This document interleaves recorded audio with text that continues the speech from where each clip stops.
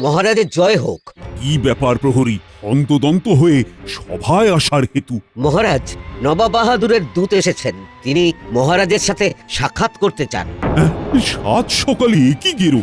মহারাজ, অত ভাববার কিছু নেই। যা কিছু হবে বুদ্ধি দিয়ে মোকাবিলা করতে হবে। আপনি আগেই অত উতলা হচ্ছেন কেন মহারাজ? গোপাল একদম সঠিক কথা বলেছে। আগে নবাব বাহাদুর কি বার্তা পাঠিয়েছেন, কেন পাঠিয়েছেন, সব জানতে হবে। ঠিকই বলেছ। যাও যাও প্রহরী, নবাব বাহাদুরের দূতকে পাঠিয়ে দাও। যথা আজ্ঞা মহারাজ। সব তো ঠিকই আছে, খাজনা দিয়ে দেওয়া হয়ে গেছে, কোনো বকেয়া কিছু নেই। তাহলে কি এমন ঘটলো যে নবাব বাহাদুর দূত পাঠালেন? একটু পরেই চক্ষুকর্ণের বিবাদ ভঞ্জন হয়ে যাবে। আপনি উতলা হবেন না। ওই তো নবাব বাহাদুরের দূত এসে গেছেন। মহারাজের জয় হোক। বলো বলো দূত, নবাবের কি সংবাদ তুমি আনলে? মহারাজ, নবাব বাহাদুরের খুব মনোকষ্ট। নবাব বাহাদুর চাইছেন আপনার রাজসভায় প্রকৃত বুদ্ধিমান যেন তার কাছে গিয়ে তার সমস্যার সমাধান করেন। এই রাজ্যে আমার মতো বুদ্ধিমান আর কেউ আছে নাকি? আমাকেই তো যেতে হবে। গোপাল, কি ব্যাপার বলো তো? মানে নবাব বাহাদুরের মনোকষ্টের কারণ কি হতে পারে? সেটা তো এখন থেকে বোঝা অসম্ভব মহারাজ। এটা জানবার জন্য তো আমাদের কাউকে ওখানে যেতে হবে। এটাই সুযোগ নবাব বাহাদুরের কাছে আসা। একবার যদি নবাব বাহাদুরের মনোকষ্টের কারণটা জানতে পারি আর তার সমাধান করতে পারি, তাহলে আর আমাকে পায় কে?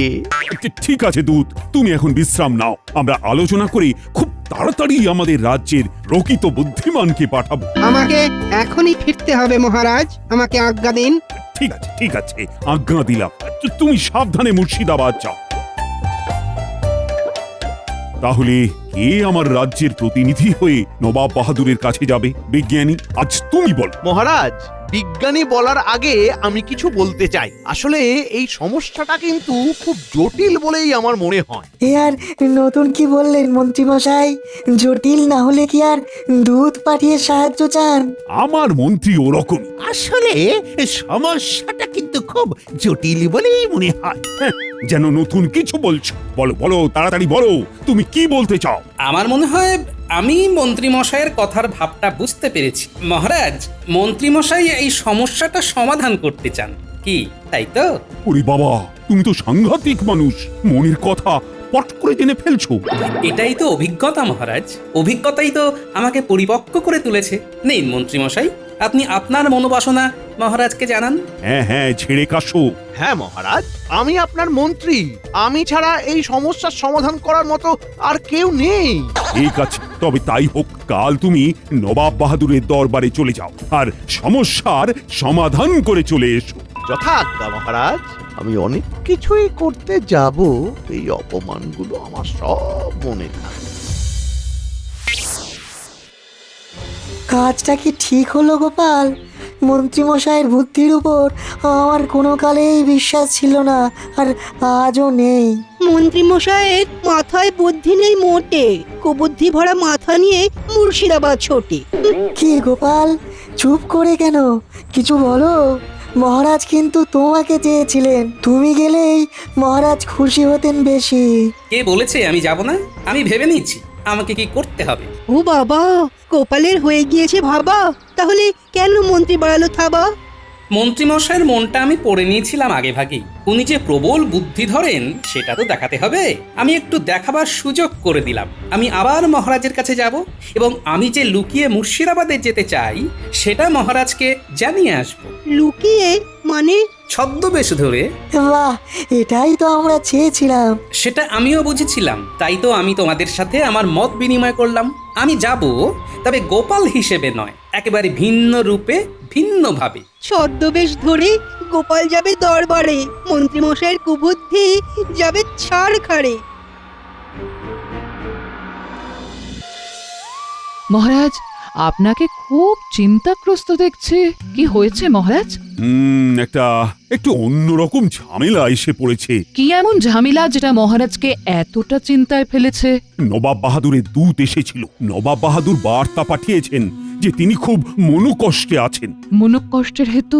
সেটা উনি কিছু বলেননি, শুধু বলেছেন যে আপনার রাজসভার প্রকৃত বুদ্ধিমানকে পাঠাতে। ব্যাস, আর কি চিন্তা মহারাজ, আপনার কাছে তো গোপাল আছে, পাঠিয়ে দিন গোপালকে।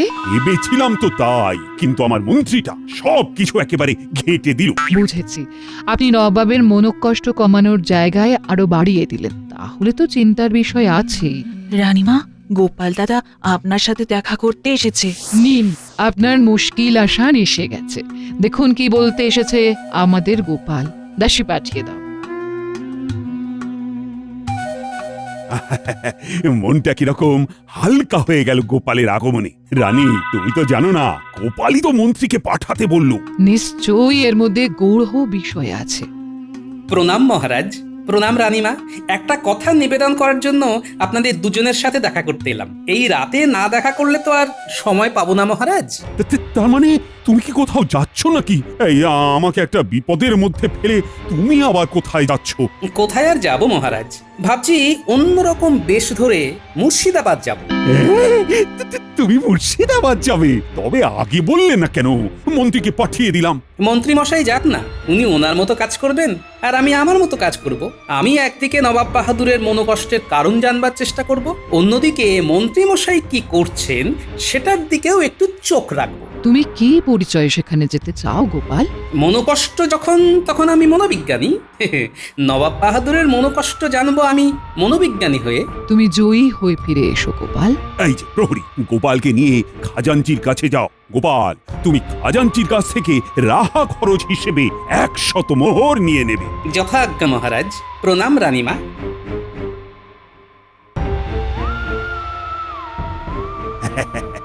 এখন আমার অনেকটাই হালকা লাগছে রানী। হালকা লাগাই স্বাভাবিক মহারাজ, গোপালের উপস্থিতি এমনই।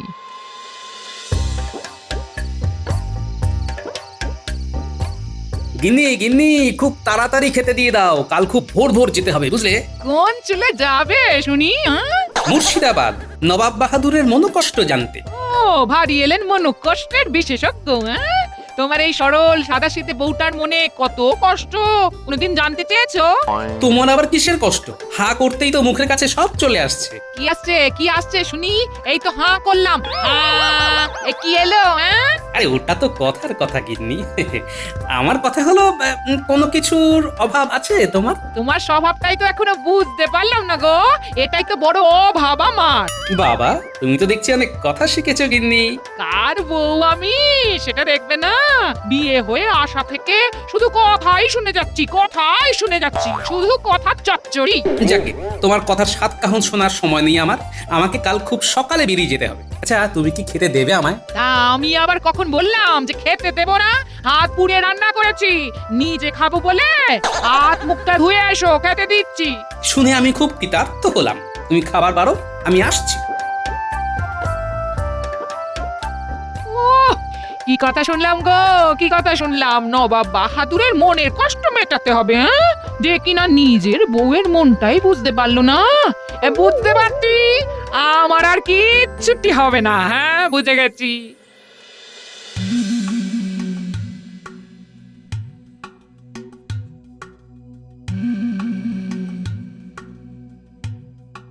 জাহাপানা, দেখুন দেখুন, ভালো করে দেখুন, আপনার বয়স কি দ্রুত বাড়ছে।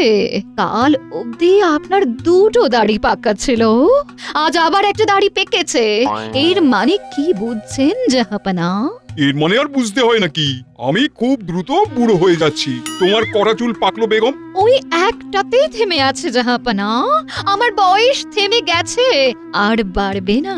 আরে আমার বয়স বেড়েই চলেছে। না না, বয়সকে বাড়তে দিলে হবে না। পাকা দাড়িকে এবার কাঁচা করব। ও, কালো রং করে কাচাবেন জাহাপানা? তাতে কি? আমি তো আপনার আয়না, আপনি যতই কাঁচান আমার কাছে আপনি বুড়ো। আর আমার একটা চুল মোটে সাদা, এক ঢাল কালো চুলের মাঝে, আর আপনার তিনটে দাড়ি পেকেছে। যেভাবে এগোচ্ছে খুব শিগগির আপনার পুরো দাড়ি কালো থেকে সাদা হয়ে যাবে জাহাপানা। আর কাটা ঘায়ে নুনের ছিটে দিও না। যেদিন আমার একটা চুল আপনি পাকা দেখলেন, তখন আমাকে কি বলেছিলেন জাহাপানা? ভুল হয়ে গেছে, গোস্তাকি হয়েছে।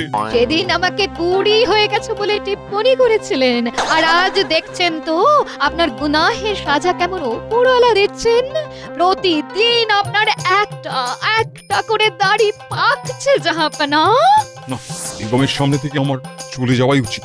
আমি চললাম।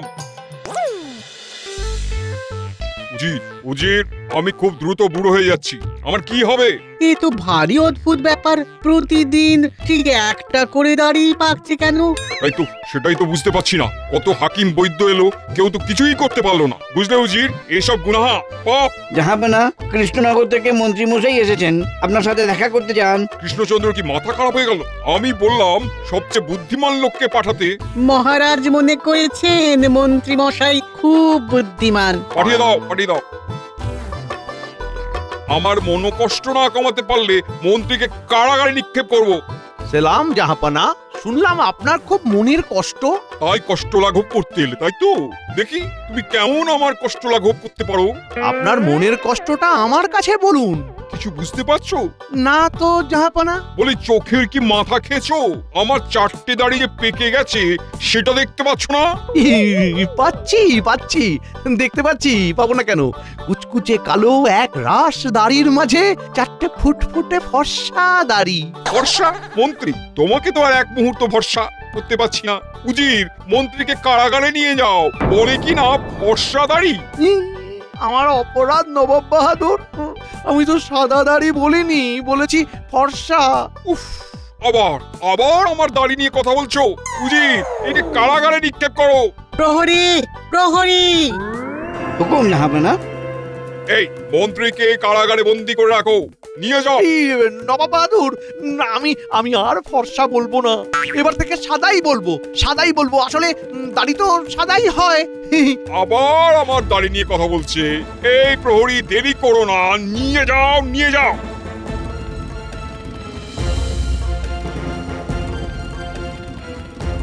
দূত, তুমি এক্ষুনি কৃষ্ণনগরে যাও। কৃষ্ণচন্দ্রকে বলো মন্ত্রী নবাব বাহাদুরের মনোকষ্ট আরো বাড়িয়ে দিয়েছে। তাই নবাব ভয়ানক রেগে গেছেন, এর ফলে অনেক কিছু করতে পারে। আজ 4টে হলো, কাল আবার একটা হবে, পরশু আবার একটা। উফ, এইভাবে আমার সব কাঁচা দাড়িগুলো সাদা হয়ে যাবে, আমি বুড়ো হয়ে যাব। তারপর একদিন উপরওয়ালা আমাকে উপরে টেনে নেবেন। হায় হায় হায় হায় হায় হায়, কেউ নেই যে আমার এই মনোকষ্টকে লাঘব করতে পারবে।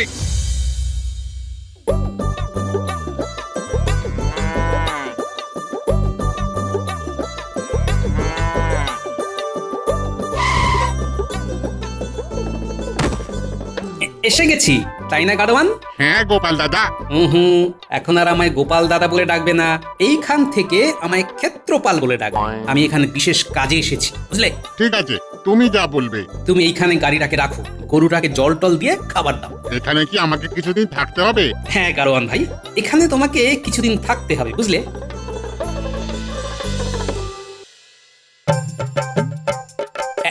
এই নাও 10টা মোহর নাও, ভালো করে খাওয়া দাওয়া করে বিশ্রাম নাও। আর কেউ জিজ্ঞেস করলে বলবে এটা ক্ষেত্রপালের গাড়ি, উনি নবাব বাহাদুরের সাথে দেখা করতে গেছে, মনে থাকবে।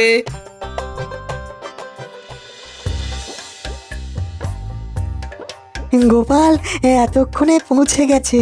হ্যাঁ, এটাই স্বস্তির খবর যে গোপাল মুর্শিদাবাদে পৌঁছে গেছে। মন্ত্রী মশাইও ওই একই বিষয় নিয়ে নবাবের দরবারে গেছেন, এতে কোনো জটিলতা হবে না তো? না, গোপাল তো আর গোপাল হয়ে যাচ্ছে না, গোপাল যাচ্ছে ভিন্ন নামে, ভিন্ন পরিচয়ে। সালাম জাহাপনা, কৃষ্ণনগর থেকে ক্ষেত্রপাল নামে এক ব্যক্তি আপনার সাথে দেখা করতে এসেছে। কৃষ্ণনগর থেকে? কি কারণে উনি জাহাপানার সঙ্গে দেখা করতে চান? উনি জাহাপানার খবর শুনে জাহাপানার সাথে দেখা করতে এসেছে। আমার খবর শুনে পাঠিয়ে দাও। জয় হুকুম জাহাপনা। একে আবার কে পাঠালো? শোনো উজির, এরা যদি আমার মনের কষ্ট না কমিয়ে আরো বাড়িয়ে দেয়, তাহলে কিন্তু সোজা শুলে ছড়িয়ে দেবো, এটা এবার জানিয়ে দাও। জয় হুকুম জাহাপানা। জাহাপনার জয় হোক। তুমি কে? আমি ক্ষেত্রপাল, আমি মনোকষ্ট বিশেষজ্ঞ। আপনার মনোকষ্ট আমি লাঘব করতে এসেছি। আমার মনোকষ্ট যদি কমাতে না পারো তাহলে তোমাকে কিন্তু কারাগারে পাঠিয়ে দেবো। তোমার রাজ্যের মন্ত্রীকে পাঠিয়ে দিয়েছি। আপনার কষ্ট লাঘব হলে মন্ত্রীকে ছেড়ে দেবেন তো জাহাপনা? আগে আমার কষ্ট লাঘব করো, তারপর সব কথা। এবার বলুন আপনার মনোকষ্টের হেতু। এই দেখো, কি দেখতে পাচ্ছ? ঘন কালো একগুচ্ছ দাড়ির মাঝে মাত্র 4টি পাকা দাড়ি। এটাই আমার মনোকষ্টের কারণ। প্রতিদিন একটি একটি করে দাড়ি পাকছে। প্রতিদিন একটা একটা করে দাড়ি পাকছে, এ তো বড় আশ্চর্যের কথা জাহাপনা। অথচ আমার বেগমের একটা চুল পেকে আছে, একটা থেকে দুটো হয়নি। অথচ আমার প্রতিদিন চুল পেকে যাচ্ছে। এটা কষ্টের নয়? কি গো, বলো, তুমি বলো। এটা তো অবাক কাণ্ড। প্রতিদিন নবাব বাহাদুরের দাড়ি পেকে যাচ্ছে, এরকম তো হয় না। না, একটা কিছু ব্যাপার আছে জাহাপনা। ব্যাপারটা খুব গোলমেলে। এইরকম ভাবে তো দাড়ি পাকে না। তাহলে আমার তো বুক ঢিপঢিপ করছে। জাহাপনা, এই যে আপনার প্রতিদিন দাড়ি পেকে যাচ্ছে, এটা খুব ভয়ানক কাণ্ড। আপনার খুব কাছের মানুষই এই ব্যাপারে বলতে পারবে জাহাপনা। কাছের মানুষ? এমন কাছের মানুষ যার সাথে আপনার রাত দিন রাত ওঠা বসা, মান অভিমান, রাগ অনুরাগ তার সাথে ভাগ করা। এইরকম কাছের মানুষের সাথে আমার একটু কথা বলা প্রয়োজন জাহাপনা। এইরকম প্রিয়জন তো একমাত্র আমার বেগম। ও ও তুমি আমার বেগমের সাথে কথা বলতে চাও? বেগম সাহেবা যদি আপনার প্রিয়জন হন তাহলে তার সাথেই আমাকে কথা বলতে হবে। বেশ বেশ বেশ বেশ, তাহলে চলো। আশা করি আজ থেকে আপনার দাড়ি আর পাকবে না জাহাপনা। তুমি হলপ করে বলছো তো? বলছি তো, আমার উপর বিশ্বাস রাখুন। ঠিক আছে, চলো।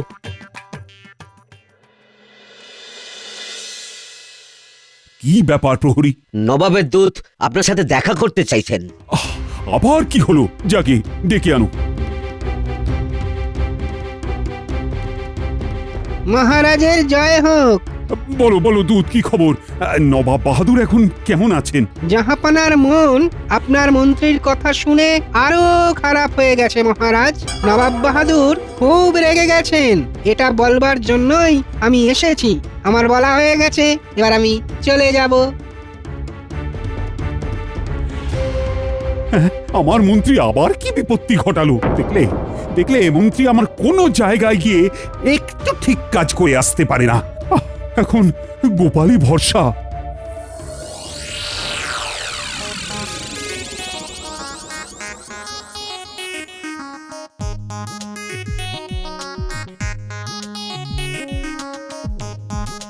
বেগম, কৃষ্ণনগর থেকে একজন মনোকষ্ট বিশেষজ্ঞ এসেছে।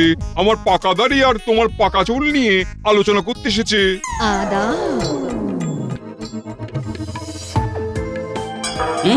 আমি যা ভেবেছি তাই। ডান হাতের তর্জনীতে সাদা রং লাগা। ধরে ফেলেছি বেগম সাহেবা। সেলাম বেগম সাহেবা। বেগম, এই ক্ষেত্রপাল যা জিজ্ঞেস করবে ঠিক ঠিক জবাব দিও কিন্তু। ঠিক আছে জাহাপনা, বলো তুমি কি জানতে চাও? জাহাপনার 4টে পাকা দাড়ি দেখে আপনার খুব আনন্দ হচ্ছে, তাই না বেগম সাহেবা?